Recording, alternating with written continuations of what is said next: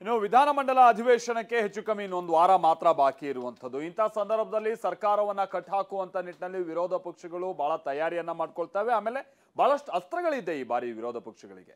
ಅದರಲ್ಲಿ ಇಷ್ಟು ಬಾರಿ ಕಾನೂನು ಸುವ್ಯವಸ್ಥೆ ಮತ್ತೊಂದು ಅನ್ನುವಂಥ ವಿಚಾರವನ್ನು ಇಟ್ಕೊಂಡು ಸರ್ಕಾರವನ್ನ ಇಕ್ಕಟ್ಟಿಗೆ ಸಿಕ್ಕಾಕ್ಸುವಂತ ಪ್ರಯತ್ನವನ್ನ ಮಾಡ್ತಾ ಇದ್ದಂತ ವಿಪಕ್ಷಗಳಿಗೆ ಇದೀಗ ಸರ್ಕಾರದ ವಿರುದ್ಧವಾಗಿ ಕೇಳಿಬಂದಿರುವಂತಹ ಸಾಲು ಸಾಲು ಭ್ರಷ್ಟಾಚಾರದ ಆರೋಪಗಳು ದೊಡ್ಡ ಅಸ್ತ್ರಗಳಾಗಿದೆ.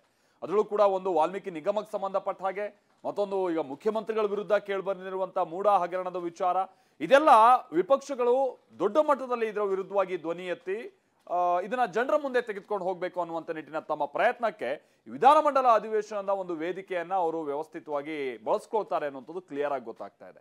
ಹಾಗಾದ್ರೆ ಎರಡೂ ಕಡೆಯಿಂದ ಏನ್ ತಯಾರಿಗಳಾಗ್ತಾ ಇದೆ ಮುಂಬರುವಂತ ಸೆಷನ್ಗೆ ಸಂಬಂಧಪಟ್ಟ ಹಾಗೆ ಬನ್ನಿ ನೋಡೋಣ.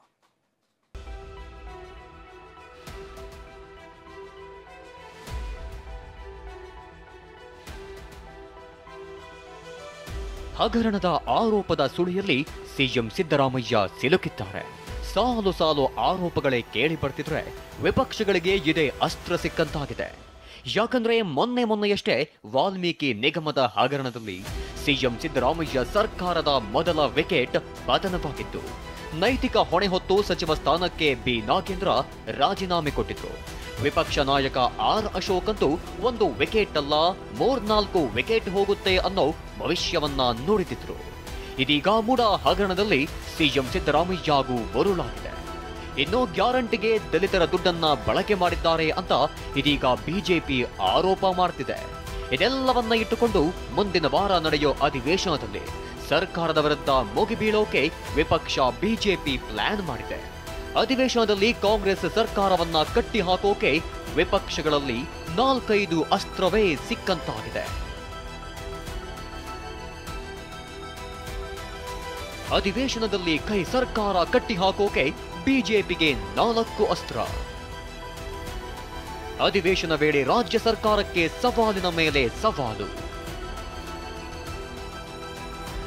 ಇದೀಗ ವಾಲ್ಮೀಕಿ ನಿಗಮ ಹಗರಣ ಹಾಗೂ ಮೂಡ ಹಗರಣದಲ್ಲಿ ಸಿಎಂ ಸಿದ್ದರಾಮಯ್ಯರನ್ನೇ ಟಾರ್ಗೆಟ್ ಮಾಡಿ ಬಿಜೆಪಿ ಪ್ರತಿಭಟನೆ ಮಾಡ್ತಿದೆ. ಸಿಎಂ ಸ್ಥಾನಕ್ಕೆ ಸಿದ್ದರಾಮಯ್ಯ ರಾಜೀನಾಮೆ ಕೊಡಬೇಕು ಅಂತ ವಿಪಕ್ಷ ನಾಯಕರು ಪಟ್ಟು ಹಿಡಿದಿದ್ದಾರೆ. ಇನ್ನು ಅಧಿವೇಶನ ಹೊರಬರ್ತಿರೋದ್ರಿಂದ ಸರ್ಕಾರದ ವಿರುದ್ಧ ದಾಖಲೆ ಸಮೇತ ಆರೋಪವನ್ನ ಪ್ರಸ್ತಾಪ ಮಾಡೋಕೆ ವಿಪಕ್ಷ ನಾಯಕರು ಪ್ಲಾನ್ ಮಾಡಿಕೊಂಡಿದ್ದಾರೆ. ಈ ಸರ್ಕಾರ ಬಹಳ ದಿನ ಇರೋಲ್ಲ ಅಂತ ವಿಪಕ್ಷ ನಾಯಕ ಅಶೋಕ್ ಭವಿಷ್ಯ ನುಡಿದಿದ್ದಾರೆ. ಐಸಿಯುನಲ್ಲಿರುವಂತಹ ಸರ್ಕಾರ ಭ್ರಷ್ಟಾಚಾರದಲ್ಲಿ ಮುಳುಗಿ ಇವತ್ತು ಮೂಡ ಹಗರಣ ಇರಬಹುದು, ವಾಲ್ಮೀಕಿ ಹಗರಣ ಇರಬಹುದು, ಈ ಸರ್ಕಾರಕ್ಕೆ ಕಂಟಕವಾಗಿ ನಿಂತಿದೆ. ಈ ಸರ್ಕಾರ ಬಹಳ ದಿನ ಉಳಿಯಲ್ಲ.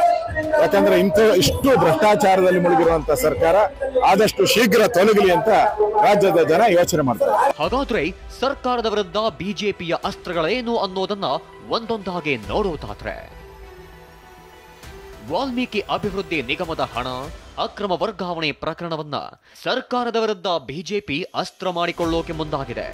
ಸಿಎಂ ಸಿದ್ದರಾಮಯ್ಯರ ಕೈವಾಡ ಇದೆ ಅಂತ ಬಿಜೆಪಿ ಆರೋಪವಾಗಿದೆ. ಸಿದ್ದರಾಮಯ್ಯರು ರಾಜೀನಾಮೆ ಕೊಡಬೇಕು ಅಂತ ಬಿಜೆಪಿ ಪಟ್ಟು ಹಿಡಿದಿದೆ.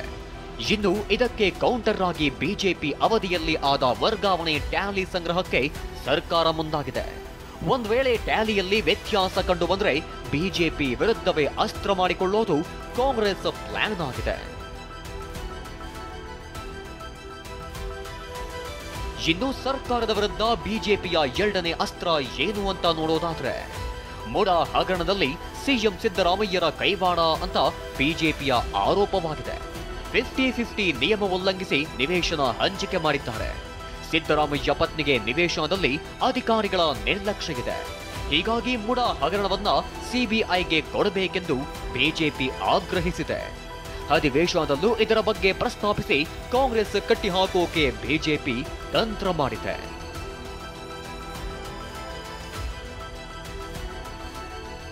ಇನ್ನು ಸರ್ಕಾರದ ವಿರುದ್ಧ ಗ್ಯಾರಂಟಿ ಯೋಜನೆಗೆ ಎಸ್ಸಿ ಎಸ್ಪಿ ಟಿಎಸ್ಪಿ ಅನುದಾನ ಬಳಕೆಯ ಆರೋಪ ಕೇಳಿಬಂದಿದೆ. ದಲಿತರ ದುಡ್ಡು ಗ್ಯಾರಂಟಿಗೆ ಬಳಕೆ ಎಂದು ಬಿಜೆಪಿ ಗಂಭೀರ ಆರೋಪವನ್ನೇ ಮಾಡ್ತಿದೆ. ದಲಿತರ ಹಣ ಲೂಟಿ ಮಾಡಿದ್ದಾರೆಂದು ಬಿಜೆಪಿಯ ಆರೋಪವಾಗಿದೆ. ಹೀಗಾಗಿ ಇದೇ ವಿಚಾರವನ್ನ ಅಧಿವೇಶನದಲ್ಲಿ ಪ್ರಸ್ತಾಪಿಸಿ ಅಸ್ತ್ರ ಮಾಡಿಕೊಳ್ಳೋಕೆ ಬಿಜೆಪಿ ಮುಂದಾಗಿದೆ. ಬಿಜೆಪಿಯ ಆರೋಪಕ್ಕೆ ಕೌಂಟರ್ ಕೊಟ್ಟಿರೋ ಸಚಿವ ಎಚ್ ಸಿ ಮಹದೇವಪ್ಪ, ಬಿಜೆಪಿ ಆರೋಪ ಸುಳ್ಳು ಅಂತ ತಳ್ಳಿ ಹಾಕಿದ್ದಾರೆ. 5 ಗ್ಯಾರಂಟಿ ಇದ್ದಾವೆ. SCP TSP ಹಣನ ದುರುಪಯೋಗ ಮಾಡಿಬಿಟ್ರು, SC ST ಜನಗಳ ದುಡ್ಡೆಲ್ಲ ಯೋಜನೆಗಳು ಕೊಟ್ಬಿಟ್ರು ಅಂತ ಹೇಳಿ ಮಧ್ಯೆ ರಾಜಕೀಯವಾಗೂ ಹೇಳ್ಬೋದು, ಅಥವಾ ಈ ದುಡ್ಡು ಇನ್ನೂ ಇದ್ರೆ ಇನ್ನು ಅನುವಾಗಿ ಬಂತಕ್ಕಂಥ ಸದುದ್ದೇಶದಿಂದ ಇನ್ನೂ ಜಾಸ್ತಿ ಹಣ ಕೊಡಿ ಅಂತಲೂ ಕೇಳ್ಬೋದು. ಸೊ ಇದನ್ನು ಮಾಡುವಾಗ ಆ ಕಾಯ್ದೆ ಮಾಡುವಾಗ ಕೆಲವು ಸೆಕ್ಷನ್ಗಳಿದ್ದಾವೆ.